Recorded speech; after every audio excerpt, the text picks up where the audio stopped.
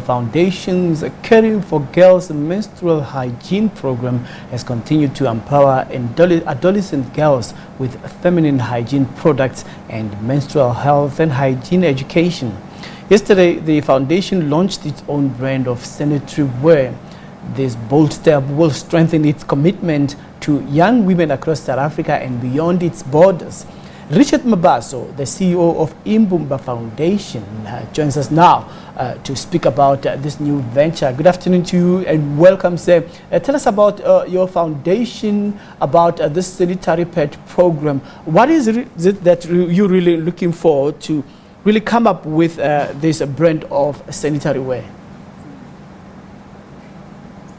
Thank you very much, and a very good afternoon to your viewers at home.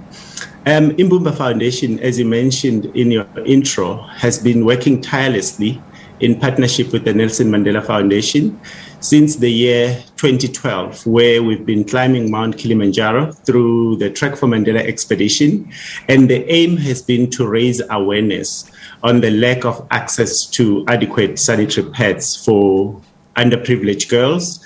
And the past 10 years for us have been really great in that we've been able to see over 300 people from South Africa and all over the world climbing Kilimanjaro in support of the cause. And in that process, we supported more than 1.2 million girls.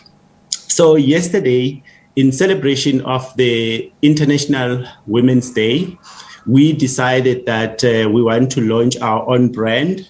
And we do know that those come with those kinds of activities would come with its own challenges, such as not having access to the market. So we were truly privileged and greatly honored that Westpac Lifestyle, as well as Big Safe stores, they came on board and they gave us what is called free listing, because without I'm sure you would have had a lot of entrepreneurs complaining about barriers to entry into the market space, which simply means that you might have a product, but if you don't have what is called working capital to put your product on somebody's shelf, it's just as good as dead. So yesterday for us, it was a historical moment whereby we saw our Caring4Girls product taking a giant leap towards sustainability and creating an opportunity for us to reach out to more girls. Well, I mean, like when you discuss menstruation, I mean, it's a taboo to many people. I mean, even myself, you know, you are a man, I'm a man, we're talking about menstruation. Somebody will be asking, what do these men know about menstruation? So when it comes to the issue of education and awareness, I mean, there are really, you know, some myths, customs, and cultural inclinations concerning this issue. So to really bring everybody on the same wavelength, so that they can be comfortable to talk about this problem and address it, especially, you know, with fathers, their daughters are beginning to get in that stage. They can't even approach them to discuss, hey, Dad, it's that time of the month. So what do we do then as a society to address this issue? That's a brilliant question, and thank you very much. And so what happened to me personally is that in the year 2011, I just overheard a conversation between my mom and my niece. My niece was going to start her periods on that day, but unfortunately, she didn't know what was happening. So when she told my mom's reaction was exactly what you just mentioned in your question, which was about the stereotype and the taboo. She was like, no, you can't talk about this in front of your uncle. So it was on that day in December 2011 that I decided that I want to get as many as possible of my friends who are males, just to create more awareness, to say it is okay, it should be fine for me as a man to go to the shop to buy a pack of sanitary pad and give to my either my niece or my younger sister or even my daughter. So for the past 10 years, when we've been climbing the mountain, my deepest desire was to see more and more men having the conversation. And I think today, as I'm speaking to you right now, this is testimony to the fact that our society's attitude towards menstrual hygiene, yes, it will still take a bit longer to change, but at least I see the fact that you and I are discussing the topic now, it's making progress towards the right direction. And also yesterday when we launched from the morning at the Westpac Lifestyle, we had their CEO, Chris Da Silva Jr., who was speaking on behalf of the company. But when we went to Big Save as well in Pretoria, we also had a program or an event where Tony Ferreira, who is the operations director, was talking. And in the end, when we looked at the proceedings of the whole day, we said, actually, this is a step in the right direction, because here were 3 men supported by obviously some of our ambassadors, including Proverb and Clement Mawusa, who are also males. We were at least 5 men who were standing there in front of the crowds, talking and advocating for girls to have access to adequate sanitary pads.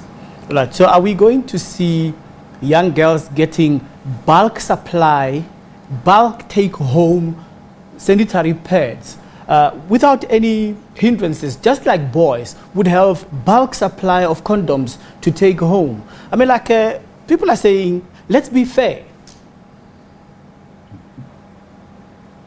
Yeah. So it's a great question because for us as Imbumba Foundation, as I'm speaking to you right now, yesterday we had 2 girls. One of them was Charlotte Sibia from Lupisi village, who was the first girl to receive a pack of sanitary pads. And the other one was Miss Mbele, who's now was the first recipient of sanitary pads at Winile Secondary School, which is in Zonki Zizwe. She was the first to receive in 2013. So the story about these 2 girls is exactly aligned with your question, because ours from day one that I climbed Mount Kilimanjaro, and we climb Mount Kilimanjaro every year. So when we go to schools with these corporate partners, we make sure that each and every girl is given a pack of sanitary pads to take home. But not only that, Imbumba Foundation, through the Caring4Girls program, our distribution model is that when you commit as a corporate partner, for instance, yesterday, Westpac Lifestyle committed to collecting 130,000 sanitary pads in celebration of their 13th anniversary since they opened their doors.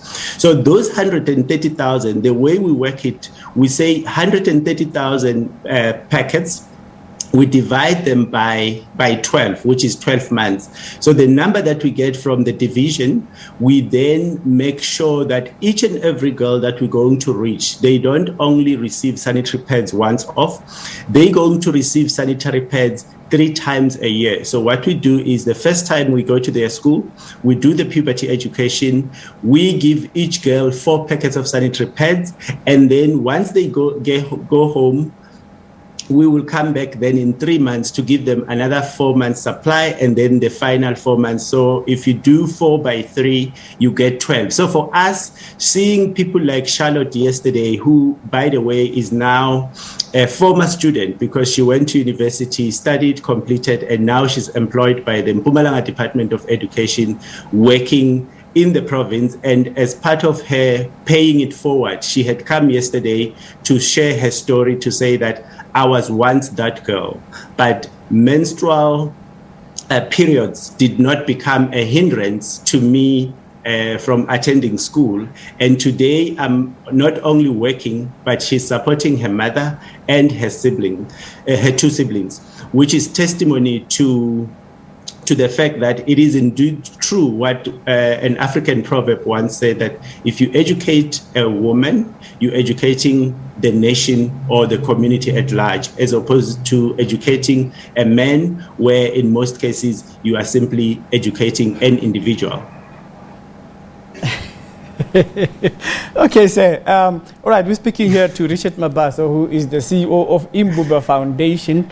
and of course talking to us about empowering girls with feminine hygiene products. You know, you really got me there, educating a man and you're educating an individual. Okay, fine. Thank you. Let's leave it there. Yes. Thank you so much for your time. Thank you. All right. Thank you very much. There has been an outpouring of both support and criticism for the Duke and